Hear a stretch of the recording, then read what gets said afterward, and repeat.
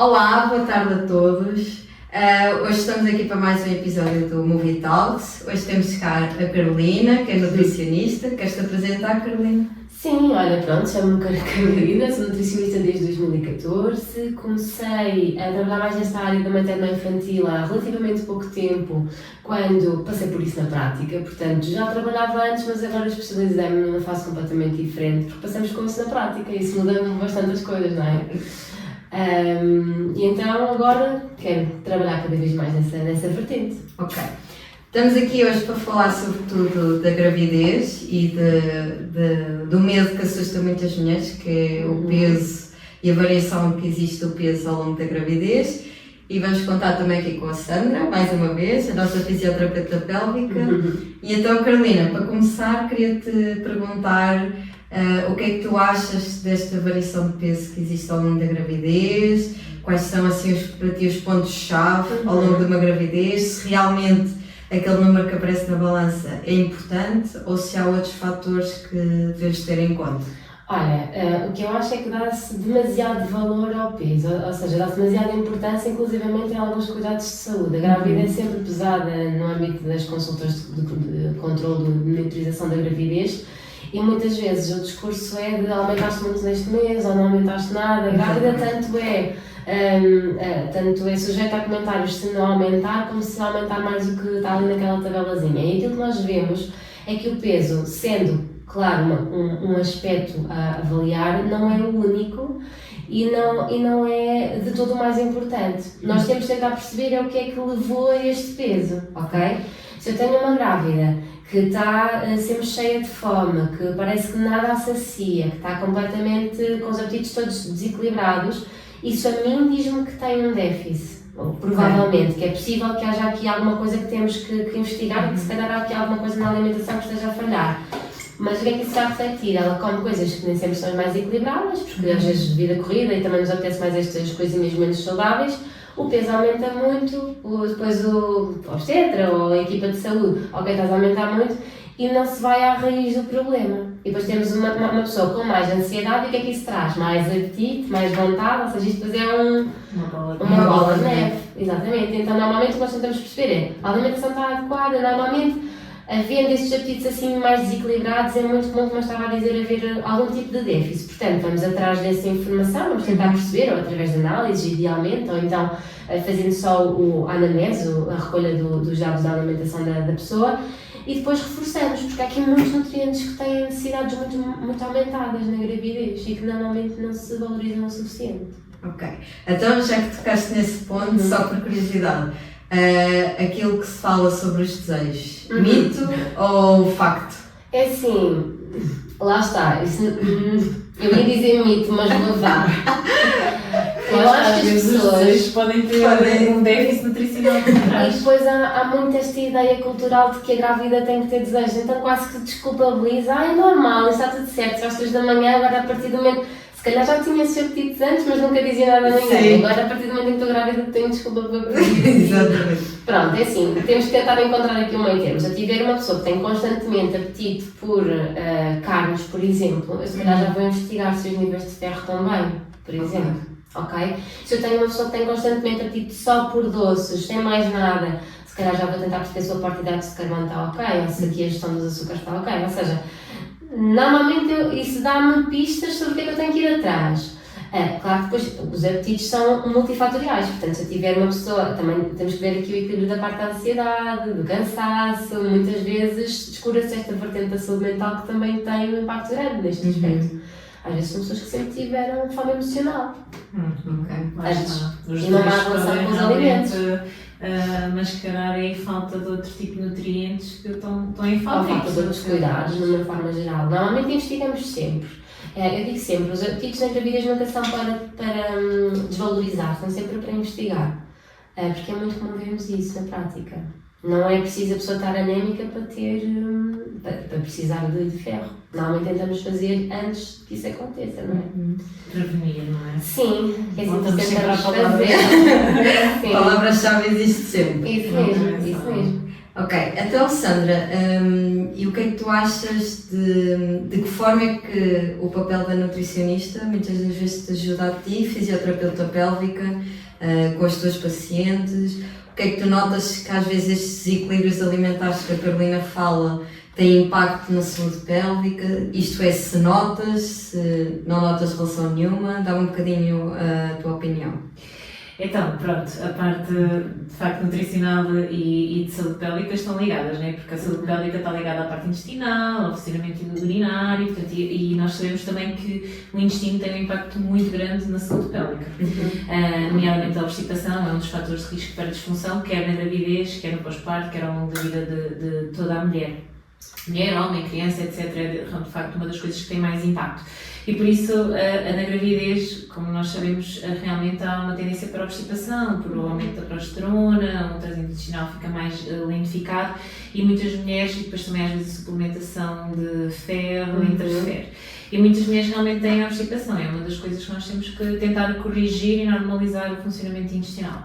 Por vezes, lá está, temos aqui a componente alimentar e hídrica que não está suficiente, ou o exercício físico, e outras vezes até temos essas componentes todas asseguradas e depois temos um pavimento pélvico completamente disfuncional e que não consegue relaxar, por exemplo, e que interfere ali depois também no esvaziamento intestinal.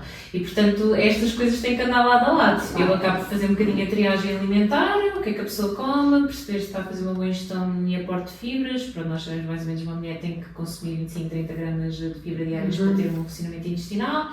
A parte hídrica, mas lá está, aqui a parte nutricional tem mesmo muita influência, porque depois a nutricionista vai conseguir triar isso muito melhor e fazer uma adaptação mais concreta ao que a pessoa precisa, efetivamente.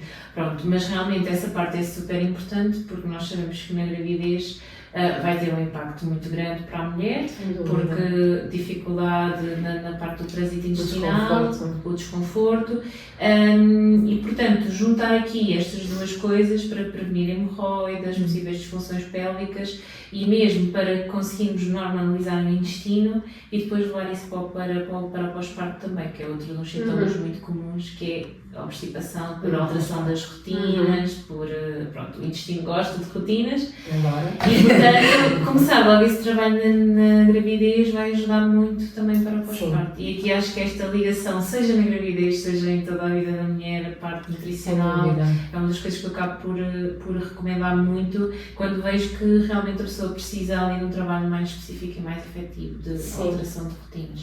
Mas tu tocaste ainda num ponto que eu acho que é importante falarmos, que tu tentas no teu trabalho normalizar a função intestinal, mas eu acho que se normaliza muito o sintoma da obstipação, tanto na gravidez como na vida no geral. Pensas, eu sempre fui muito presa, é mesmo assim, ou na gravidez é normal, ou o ferro é normal obstipar. Pode ser comum, mas nós conseguimos dar a volta, existem estratégias, ok?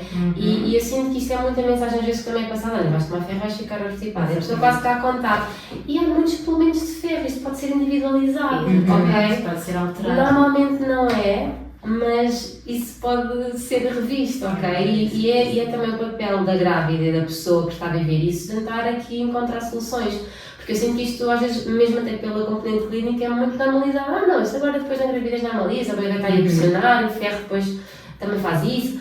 E acho que isso acaba por ser, a gravidez, ok, está normal obstipar, vou andar aqui, vou ter hemorroidas, é normal, é comum, mas não é normal. Exatamente. E a obstipação lá está. E, se não só na gravidez, mas é uma das coisas mais desvalorizadas pelas pessoas, ou porque acham que é hereditário. Eu acho que nem é desvalorizadas, eu acho que é normalizadas. Sim, porque é tão comum, assim. que é super normal, mas não é normal e de facto é um dos fatores, porque às vezes as pessoas associam que mais tarde têm problemas porque fui mãe, porque tive um parto da gravidez. E às vezes a gravidez só veio dar ali o extra a uma pessoa que já era obstipada, já fazia imenso esforço para evacuar e portanto isso não é normal e é um dos maiores fatores de risco para a disfunção do pavimento pélvico. É o que eu digo, ser obstipado, dificuldade de evacuar, fezes duras, a pessoa está quase todos os dias a ter um microparto para fazer, para evacuar. E aqui lá está, é muito importante assegurarmos tudo isto, que é, porque se de facto tivermos uma disfunção pélvica e se tivermos uma dissinergia entre o pavimento pélvico e a parte abdominal, a gente pode dar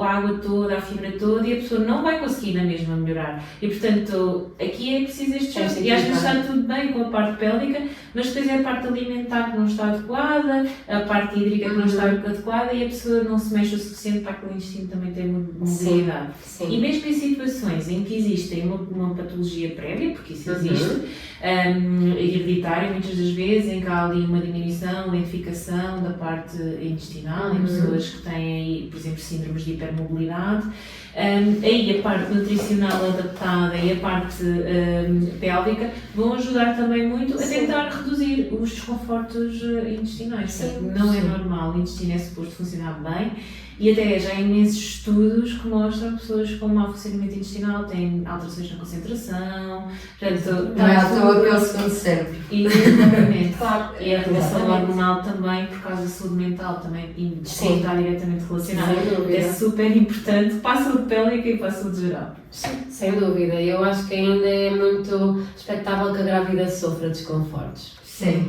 Eu senti isso na minha gravidez, que era quase que as pessoas ficavam desiludidas quando eu dizia que estava tudo bem, que não tinha desconforto nenhum. Eu estava no final da gravidez e expectável, também não tens dores nas costas, não tens dores na barriga.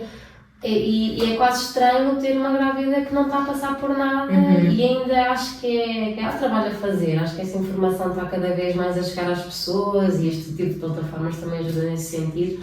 E nós estamos também a tentar fazer isso, portanto, nós queremos. Eu acho que também existe outra coisa, que pelo menos eu noto muito nas mulheres que acompanho, que é as barrigas. Ou tens uma barriga demasiado pequena, estás a comer pouco, ou estás a treinar demais, ou tens uma barriga demasiado grande, já estás a engordar muito.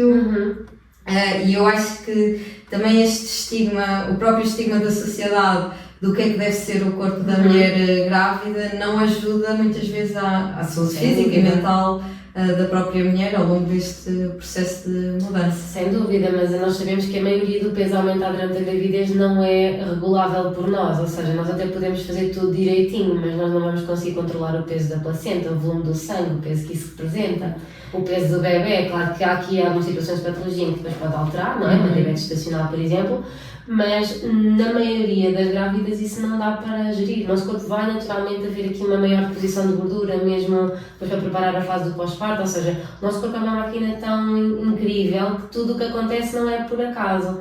E muitas vezes eu sinto que há grávidas que se culpam muito porque têm este discurso de agora aumentaste 4 quilos, não pode ser, e depois começam a tentar fazer demasiado cuidado, começam a tentar fazer demasiada restrição, depois têm fome, há aqui este stress, ficam perdidas, porque lá está, liga-se ainda demasiado ao peso. E nós próprios também temos depois muito receio de não voltar ao corpo que tínhamos, ainda há muito esta... O foco só na balança daquele número. Sim. E lá está, às vezes o peso também tem a ver com o peso pré-gravidez, não é? Tudo isso. Agora lá está, eu acho que é também muito importante esta parte, porque também antes normalizava-se muito também o aumento excessivo de peso na gravidez, tipo, estava grávida, podia comer tudo, havia mulheres que aumentavam 20, 30 quilos, pronto, e era normal. Isso também não é o normal, e depois a nível mesmo de recuperação da própria mulher e a nível também do impacto que isso tem, não só, por exemplo, nas articulações, porque há um aumento excessivo de peso em curto espaço de tempo, o impacto que isso tem, por exemplo, na distensibilidade da pele, o impacto desconfortos, nos desconfortos e o próprio também impacto que isso tem depois também na saúde pélvica pelo excesso de peso, pela obesidade, que também é uma das coisas um dos fatores de risco para a disfunção pélvica e que de facto as pessoas também têm pouca noção disso. Portanto, acho que é este meio termo do cuidarmos sem o desleixo também de estou grávida, posso comer tudo. para comer tudo e depois no pós-parto andar a correr atrás do prejuízo. Sim, assim, isso está a mudar aos poucos, eu sinto isso. Acho que as pessoas que procuram cada vez mais a adequação da alimentação do ponto de vista nutricional, porque no fundo nós depois conseguimos, mesmo que o peso aumente ali mais um bocadinho, conseguimos depois que tudo funcione. Lá está, volto a dizer, o nosso corpo é uma máquina perfeita, depois as coisas vão ao sítio com relativa facilidade porque houve uma gravidez saudável. Ok? Mas lá, é por isso que eu digo sempre, não liguem tanto ao peso, vamos ver o que é que está a acontecer. Se calhar ir todas as semanas a fast food, para não estar a dizer marcas, ou qualquer fast food, se calhar não era equilibrado antes da gravidez, não é? E continua a não ser se calhar tão adequado, não é? Esse tipo de alimentos que nós queremos promover. Nem o 8 nem o 80. O equilíbrio aqui é sempre a palavra-chave. Eu acho que é muito isso que eu passo para as minhas meninas, porque às vezes há uma lista de alimentos proibidos enormes. Elas às vezes recebem uma lista, não posso comer isto, e depois a colega do lado diz, olha, então não posso comer aquilo. E elas ficam, mas o que é que eu vou comer daquilo que eu comia antes, agora não consigo comer quase nada. E por isso é que eu acho que faz sentido ir buscar a informação como deve ser, porque há muita informação disponível. E selecioná-la. Não é fácil selecionar, porque há mesmo muita e têm todas muitas certezas. Então, rodearem-se profissionais que sabem do que estão a fazer, na fisiopélvica, na nutrição, na parte da saúde mental é igualmente importante. Acho que isso é super importante para também conseguirmos levar tudo a bom porto. Sim, e encarar, já que a gravidez é um processo de mudança, também pode ser o processo de mudança de hábitos alimentares que estariam menos corretos antes e que podemos adaptar e o pós-parto até ser uma mudança de estilo de vida ainda mais saudável, não ter de ser aquela mudança de ficar mais gorda, não gosto da minha imagem, não gosto daquilo que vejo. Sem dúvida. Muito bem, então e em relação à azia, Carolina, que também é uma coisa que as grávidas pelo menos a mim me questionam muito, não sei se a ti também, Sandra, realmente existe alimentos proibidos ou existem aqueles alimentos que realmente predispõem a mulher à azia ou o que é que acontece aqui? Nós temos a teoria, mas depois temos que olhar para a grávida em questão. Mas às vezes, lá está, em teoria são os alimentos com mais gordura, os alimentos aqui mais pesados, mais condimentados que promovem esta azia e que acaba também por ser promovida pela formação do bebê e por um bebê que está a ocupar um espaço que o estômago acaba por não conseguir ocupar o espaço habitual e então tudo isto acaba por fazer aqui alguma diferença.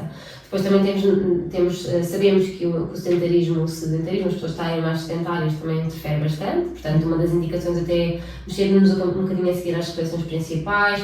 A mastigação eficiente também é uma coisa que raramente está presente e eu às vezes vou a esse tipo de detalhe e as pessoas comem em 5 minutos e mastigam super mal e então depois aí é normal que depois na digestão tudo fique mais dificultado.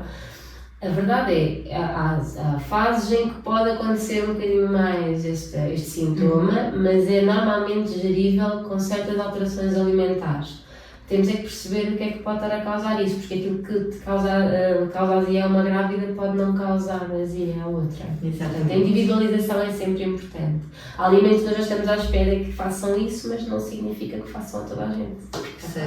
Que seja geral. Exatamente. Então assim no global, o que é que achas que é importante ou quais é que são os pontos-chave que uma mulher deve ter para conseguir gerir de forma adequada o seu peso ao longo da gravidez, ou a sua imagem, a sua alimentação? O que é que para ti é essencial? Ok, então, tentar variar a alimentação, utilizar alimentos que sejam da época, no caso dos legumes e das frutas, tentar aqui, isto a nível vitamínico acaba por não prevenir alguns déficits importantes, estar atenta a sinais que o nosso corpo nos dá. Eu digo sempre, a gravidez é um momento de conexão da mulher com o seu próprio corpo e isso não deve ser descurado. Na vertente alimentar também há esta questão. Então, valorizar sempre coisas que nós achamos que não estão bem, procurar ajuda caso seja necessário, mas acima de tudo perceber, não estou a comer por 2, estou a comer para 2 e por isso estou a nutrir o meu bebê e que alimentos é que eu acho que faz sentido ele ter acesso, porque nós sabemos que é aqui uma relação direta, não é? Nós ali vamos ser responsáveis até pelo sabor do líquido amniótico que depois vai ter impacto mais à frente no sucesso da introdução alimentar. Portanto, queremos uma grávida que não tenha restrições exageradas, que às vezes ainda existe, ainda tem em consulta principalmente aquelas que estão a aumentar muito, que depois acabam por cortar coisas que não deviam ser cortadas. Variar, dar aqui alimentos de interesse e tentar ter uma boa relação com os alimentos de uma forma geral, não é? Por eu ir ao fim de semana de vez em quando comer determinada coisa, se tudo for de forma equilibrada, tudo cabe. Tudo corre bem. Agora, claro que há alimentos que nós não queremos aqui o álcool, não queremos, pronto, mas isso, acho que já está, acho que isso, aí as pessoas eu acho que já se sabem. Agora ainda seja comum vermos grávidas a consumir álcool e a fumar também. Sim.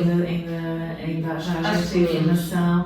Sim, eu acho é que às vezes também, como os profissionais de saúde não são especialistas na área, é isso que eu também sinto muito, por exemplo, quando é uma grávida com diabetes gestacional, em que depois há pouco esse acompanhamento e essa valorização a nível alimentar também, ou a grávida é acompanhada por alguém no centro de saúde, ou a nível hospitalar, mas que não é uma nutricionista e com formação nessa área, e depois há pouco esta adaptação e os impactos que isso também tem, não só a nível de aumento do peso da própria mulher, mas também do bebê. E lá está, exatamente. E lá está essa questão da importância de ser alguém especializado naquela área e que consiga realmente fazer uma boa adaptação e ajuste necessário quando estamos perante uma patologia, como a diabetes gestacional, não é? Sim, acho que também é o medo de muitas mulheres, sobretudo aquelas que já têm um bocadinho mais peso antes da gravidez. É o medo de, se eu comer este chocolate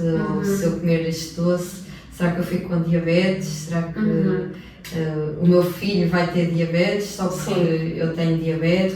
Sim, lá está. É o que muitas pessoas fazem mesmo, não necessariamente na gravidez, é proibição. Glorificamos certos alimentos, mas depois proibimos de consumir, então estão lá no Olimpo, lá em cima, não podemos tocar-lhes, eles fazem mal, mas sabem tão bem.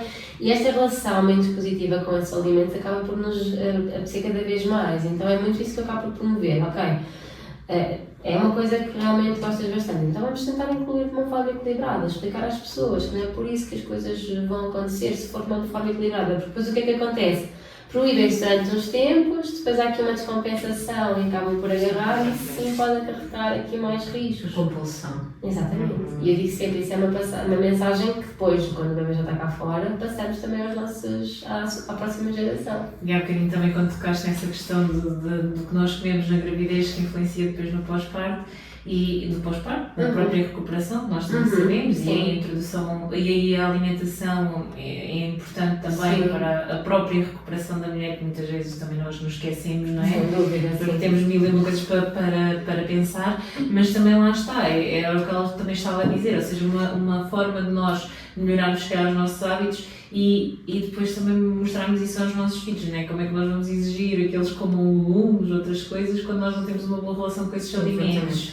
E lá está, é criar esta boa relação, introduzir os bons hábitos a maioria dos dias, é como eu digo, é elas a mesma coisa, não temos que ser certinhas e direitinhas todos os dias, mas o máximo, o que importa é aquilo que fazemos a maioria das vezes, não aquilo que fazemos como exceção. Claro que sim, porque depois lá está, temos aqui, nas crianças isso também acontece, proibição dos açúcares até aquela idade, depois normaliza-se, já sabes.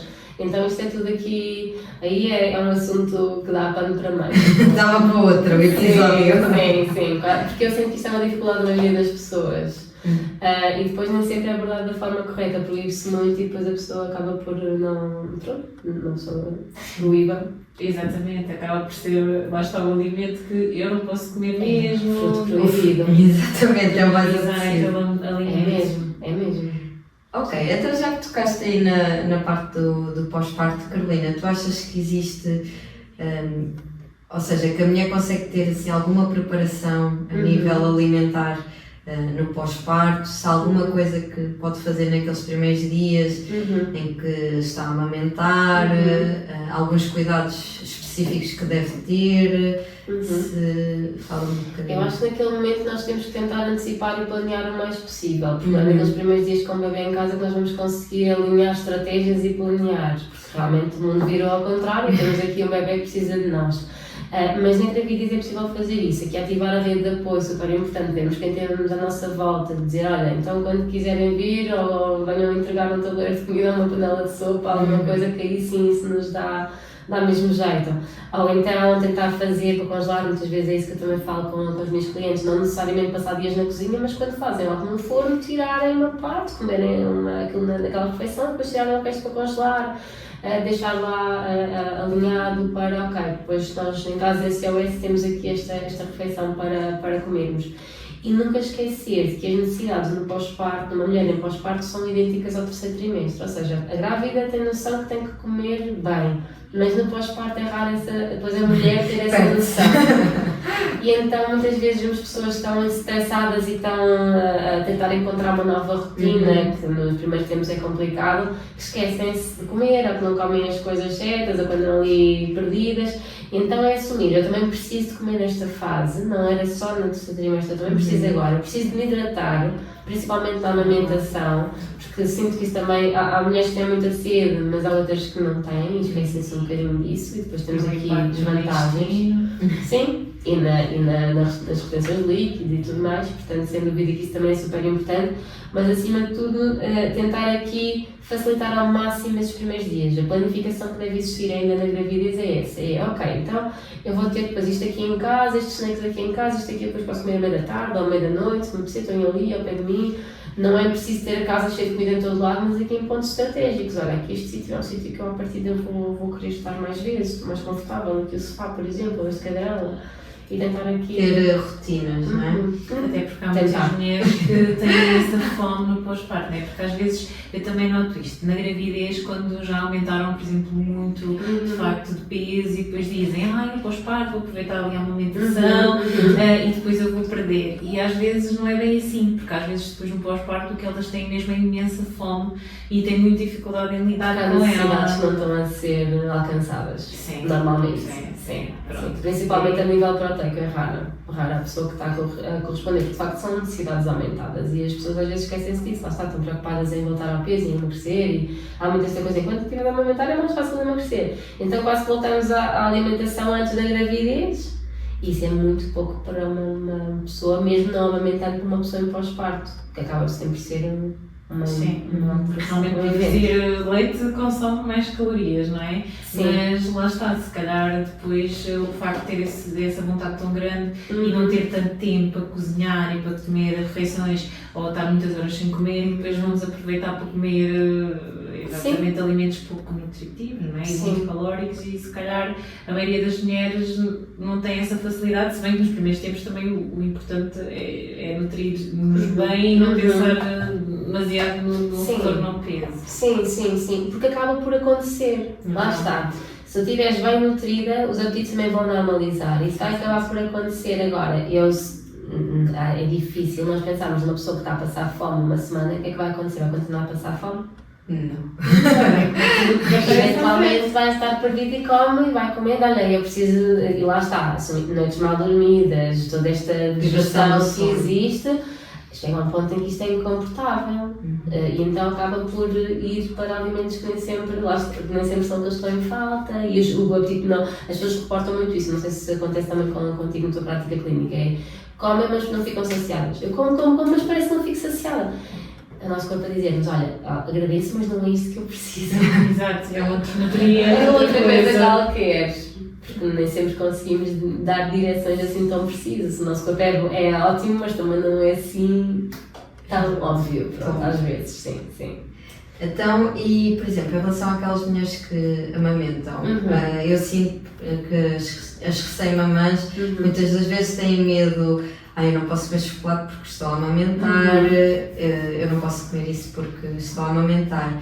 De facto, existe esta relação entre o que a mãe come e a produção de leite, ou não é assim tão linear e podem existir aqui outros fatores? Qual é que é a tua opinião? Sim, o que nós vemos é que se a mãe estiver nutrida, estiver minimamente bem nutrida, isso vai ter um impacto positivo, ok? Se nós tivermos uma situação de desnutrição grave, isso depois também vai ter, obviamente, um impacto menos positivo.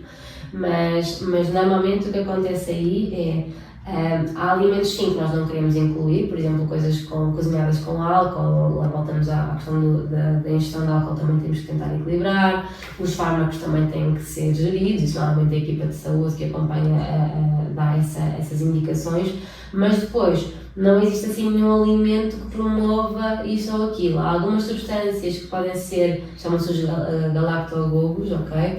São promotores aqui desta vertente, mas também o efeito mínimo. O efeito maior sempre será da hidratação, da nutrição completa e de uma mãe estável e equilibrada a nível emocional também, ok? Porque depois às vezes é uma pressão tão exercida porque o bebê não está a aumentar de peso dentro daqueles parâmetros que depois a mãe põe tudo em causa, o bebê tem cólicas, põe tudo em causa e às vezes precisa de ser acompanhado na fisioterapia pediátrica, por exemplo. Se calhar precisa de ser revisto, se calhar aquele bebê não está bem, não é por causa da mãe comer alimentos X ou Y, é porque há aqui tensões que têm que ser resolvidas, ok? Agora, alterar o sabor do leite não deve ser um critério para excluirmos determinado alimento, porque isso está estudado que melhora depois a aceitação do bebê mais à frente, ou seja, quanto mais sabor diferente o bebê tiver contacto, melhor. Por isso é ótimo. Depois aceitar os alimentos. Porque ainda há muito aquela grávida não pode comer cebola, a grávida não pode comer isto, não pode comer Exatamente. aquilo. Nós queremos Era aí que eu grávida ia chegar. bem, nutrida e equilibrada e também que tenha a nível de trânsito intestinal e microbiota intestinal que esteja equilibrado. Muitas vezes isto não acontece. Lá está, por causa de todas as alterações que existem. E isso nós sabemos que vendo esse equilíbrio intestinal depois também ajuda. Uma boa microbiota na mulher que está a amamentar é muito importante. E é algo que nós também temos sempre em conta. Pois. E é de facto essa questão que também na amamentação eu também sinto muito que elas às vezes têm aquela questão de têm que beber mais água para produzir mais leite e nós sabemos que uma coisa não está diretamente relacionada com a outra, simplesmente a água é muito importante. Está chamada de desidratação intensa, Exatamente. Mas o que acontece? O teu corpo vai buscar a água que existe, vai secar as mucosas, vai secar a pele, vai secar o intestino. Então é como eu digo, tipo, a água é essencial para tudo, não só para o funcionamento intestinal, para a própria mucosa vaginal, para a parte oral, né? E lá está, e às vezes as pessoas esquecem-se um bocadinho disso porque só pensam realmente na pressão de leite, não é? Sim. E tudo isso é fundamental para o funcionamento do organismo da mulher. Claro que sim, e esta pressão só prejudica. E às vezes é difícil de todos os conteúdos que estão disponíveis na internet, mais comentários desta e daquela, chega a um ponto em que nós temos uma recém-mãe que está talvez com dificuldades na lactação, muito por causa disto e não por ter nenhum problema. A culpa materna é uma coisa real, não é? Eu digo muitas vezes isso, nunca senti culpa nenhuma, achava eu que não sabia que era culpa. Mas as mães fazem-nos isso e às vezes sem razão nenhuma, nós ficamos um bocadinho irracionais naqueles primeiros momentos porque realmente nós queremos o melhor para o nosso bebê. E parece que todas as opiniões chegam e as pessoas têm muita necessidade de dizer alguma coisa, equipas de saúde ou não. Não, às vezes até no círculo de família, etc. E então depois há muitos mitos que se acabam por perpetuar e que não têm fundamentação nenhuma. Às vezes é o que eu costumo dizer às grávidas e recém-mamães que acompanho, é se quiserem uma opinião à partida mais válida e informada, vão ter com um profissional especializado, ou mesmo que não seja especializado, que vocês saibam que pelo menos é informado e caso consiga detectar alguma alteração, consegue reencaminhar para alguém, do que perguntar à vizinha, que também foi recém-mamã, ou, exatamente, ou à mãe, que também já foi mãe, porque muitas das vezes a experiência não é tudo e às vezes é preferível nós termos uma informação que é válida, que está bem aceite pela comunidade científica, à partida é o mais certo naquela altura e naquela situação, do que perguntarmos ao nosso melhor amigo só porque sim. Não sei se vocês partilham também desta opinião, mas acho que muitas das vezes as pessoas olham mais para a opinião pública do que para a opinião de determinados profissionais. Sim, mas isso eu não acho que nem sempre é perguntado. Às vezes as pessoas têm essa necessidade de dizer, olha, está com cólicas, se calhar é porque tu comes isto, ou se calhar é porque comes aquilo. E isso eu acho que depois acaba por fazer muito barulho aqui dentro, numa mãe que ainda está aqui com todas as hormonas aqui em alvoroço, que quer comer para o seu bebê, que está aqui perante uma dificuldade. E às vezes é preciso ativar aqui o botão da razão e pensar assim, ok, o bebê está com este problema, que profissional é que eu devo recorrer? Exatamente. E muitas vezes isso também é o papel aqui do pai ou até das pessoas mais próximas. Preparar isso também na gravidez também é importante. Dizer, olha, tu, se não estás tendo aqui dificuldade nesta área, o comentário que podes fazer é dizer, olha, já foste lá àquele sítio que tinhas falado, ou aquela profissional, ou aquela pessoa que te pode ajudar. Eu estar sempre aqui a tentar arranjar soluções, porque todos queremos o melhor para o bebê, aquelas pessoas que estão à nossa volta, mas nem sempre é positivo a intervenção. E lá está, se não for um profissional especializado, como falámos há pouco, também vai ser difícil conseguir adaptar, porque cada situação é uma situação daquela mulher e cada situação de bebê será uma situação de bebê, e aquilo que resulta para um não resulta para o outro, e aquilo que resulta para aquela mãe não vai resultar para a outra, e lá está, é essa necessidade de perceber realmente o contexto daquela pessoa, e aí só individualmente, né? Sabemos que mais ou menos aquela regra, mas depois temos que adaptar a cada pessoa e perceber realmente que, ok, aquela pessoa tem aquele problema, tem este e este contexto, e o que é que podemos adaptar nesse sentido. E para isso o trabalho específico, seja da nutrição, da fisioterapia, exato, específico em cada área e depois interligado entre os profissionais, é o fundamental para conseguirmos resolver o problema ou melhorar aquele estado, seja na gravidez, no pós-parto, seja na vida de toda a pessoa, digamos assim. Claro que sim, sem dúvida.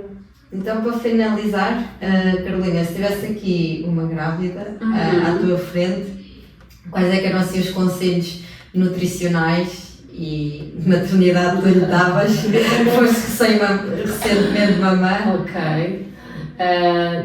Aqui uma grávida deve sempre, lá está, que eu estava a dizer há bocadinho, a conexão com o corpo, né? Esquecer um bocadinho aquilo que está ruído à volta e conectar-se com ela mesma, perceber o que é que faz sentido para ela, que tipo de acompanhamento é que ela quer ter, ir buscar informação aos sítios certos, às vezes deixar de seguir certas coisas que não lhe não estão a acrescentar nada. Isto mais na parte da maternidade também acontece bastante, toda a gente é um pai perfeito nas redes e depois isso acaba por se refletir na ansiedade de uma mãe que acabou de parir e que está aqui com todas as dúvidas inerentes.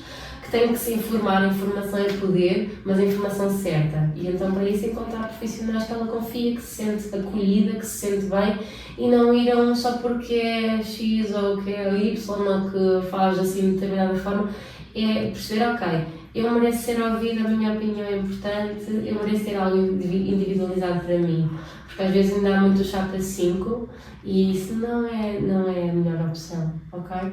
Portanto, eu acho que isso é logo meio caminho andado para ter uma pessoa que depois também vai mais tranquila, até para o parto e tudo, porque vai mais informada, já está, e para o pós-parto também, ok, eu já sei, ela já me tinha dito que isto ia acontecer, então vou buscar aquela refeição que eu até já deixei preparada, já tenho aqui a minha mãe que vai trazer não sei o quê, ou seja, quase que a coisa sendo planificada, já sabemos o que esperar, depois obviamente há imprevistos, mas já sabemos a quem recorrer, e eu acho que isso dá uma tranquilidade muito grande no momento em que depois é tudo muito incerto.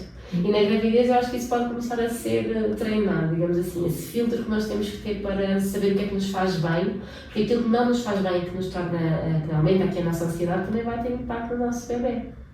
E no outro dia, quando se sabe, e até depois, ou seja, quantas vezes não temos uma mãe ansiosa, depois tem um bebê que está sempre a chorar e está sempre aqui, portanto, máximo tranquilidade com informação de qualidade, eu acho, porque eu acho que isso é muito, muito importante. Acho que seria aí. Ok, obrigada Carolina por este bocadinho, foi muito bom, obrigada por vir aqui, Sandra, e até breve.